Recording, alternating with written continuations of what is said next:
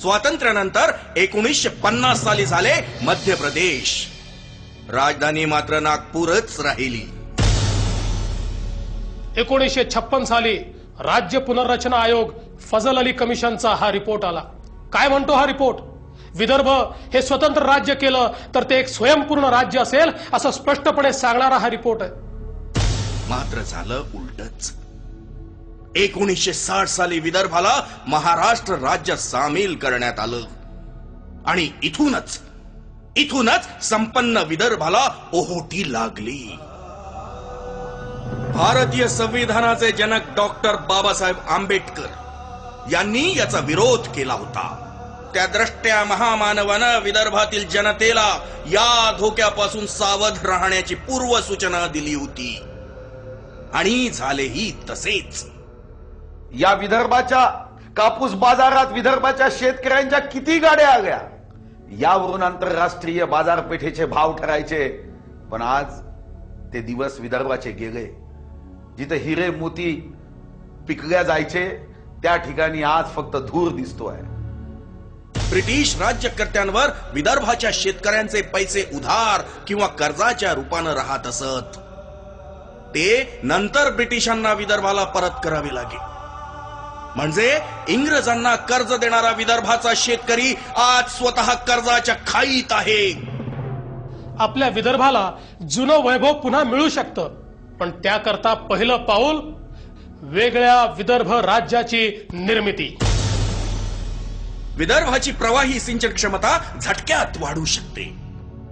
55 lakh hectare पैकी 35 lakh hectare जमीन सिंचित होऊ शकते. शेतकऱ्यांचे उत्पन्न प्रति हेक्टरी 30,000 रुपयांनी वाढू शकते. म्हणजे विदर्भाच्या शेतकऱ्यांना तब्बल 11,000 कोटी रुपये दरवर्षी जास्तीचे मिळतील. हक्काची बाजारपेठ इथंच मिळाली पाहिजे. इथंच प्रक्रिया आणि इथूनच ब्रँडिंग झालं पाहिजे. तर 5 लाख नवे रोजगार मिळतील. विदर्भाच्या कोरडवाहू जमिनीत सेंद्रिय शेती केली तरच युरोपियन राष्ट्रांकडून चांगले भाव मिळतील. एकट्या बांबू आधारित प्रोसेसिंग युनिटमुळे 1 लाख नवे रोजगार येऊ शकतात. विदर्भाच्या खाणीत 50 ते 75,000 कोटींची गुंतवणूक आणली जाऊ शकते. ऑस्ट्रेलियन मॉडेलवर थेट 5 लाख नवे रोजगार मिळू शकतात. इको टुरिझम साठी 1,000 कोटी रुपयांची गुंतवणूक आणि 5 लाख लोकांना प्रत्यक्ष किंवा अप्रत्यक्ष रोजगार शक्य आहे. याचाच अर्थ वेगळा विदर्भ झाल्यानंतर ठराविक कालावधीत विदर्भाच्या 10 ते 15 लाख तरुणांना इथेच हक्काचा रोजगार मिळेल. म्हणजे बेरोजगारीला बाय बाय करून आमच्या तरुणांना सन्मानानं जगता येईल. विदर्भाच्या जनतेला आता हे महाराष्ट्राचं सरकार न्याय देऊ शकत नाही.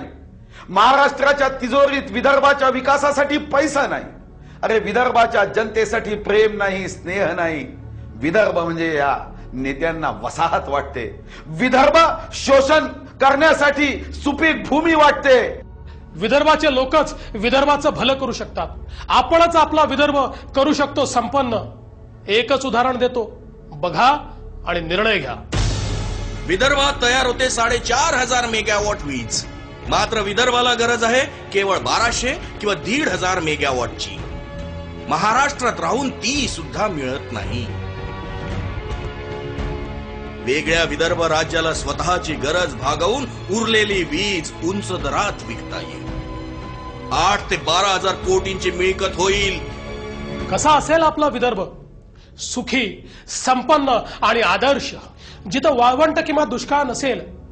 प्रत्येक शेतकऱ्याच्या शेतीला पाणी, प्रत्येक घराला वीज, प्रत्येक विद्यार्थ्याला शिक्षण, प्रत्येक बेरोजगाराला रोजगार. जिथं कोणीही आत्महत्या करणार नाही, जिथं कोणीही कुपोषणाचा बळी जाणार नाही. विदर्भाचं आंदोलन राजकीय नाही. हे कुणाला आमदार, खासदार किंवा मुख्यमंत्री बनवण्याकरता नाही. विदर्भाची निर्मिती ही सामाजिक आर्थिक परिवर्तनाकरिता आहे. विदर्भातल्या दीन दलित, गोरगरीब, आदिवासी, बेरोजगार विद्यार्थी आणि शेतकरी यांच्या जीवनामध्ये सामाजिक आर्थिक परिवर्तन करण्याची ही चळवळ आहे. नाहीतर आज हालत खराब आहे. नक्षलवादाची धग वाढत आहे. सामान्य आदिवासी भरडल्या जात आहे. बेरोजगार वाढतीवर आहेत. खेडी ओस पडतायत आणि शहर बकाल वस्त्या झालीत. असंच सुरू राहिलं तर कुणाला सांगून देखील पटणार नाही की हाच विदर्भ कधी काळी संपन्न आणि समृद्ध होता. आता या विदर्भातल्या तरुणांनी उठायचं आहे. माझा विश्वास है कि लहरों से डरकर कभी नौका पार नहीं होती, कोशिश करने वाले की कभी हार नहीं होती. आता एकच नारा, स्वतंत्र विदर्भ. स्वतंत्र विदर्भ म्हणजे आमचा विकास. स्वतंत्र विदर्भ म्हणजे आमच्या चेहऱ्यावरचा आनंद. स्वतंत्र विदर्भ म्हणजे आमच्या कच्च्या बच्चांचं भावी समृद्ध भविष्य. आणि म्हणून उठा, एकच नारा बुलंद करा, स्वतंत्र विदर्भ राज्य हा आमचा जन्मसिद्ध अधिकार है. जय विदर्भ. जय विदर्भ. जय विदर्भ. जय विदर्भ. कोटि कोटि सूखे कंठों से निकली है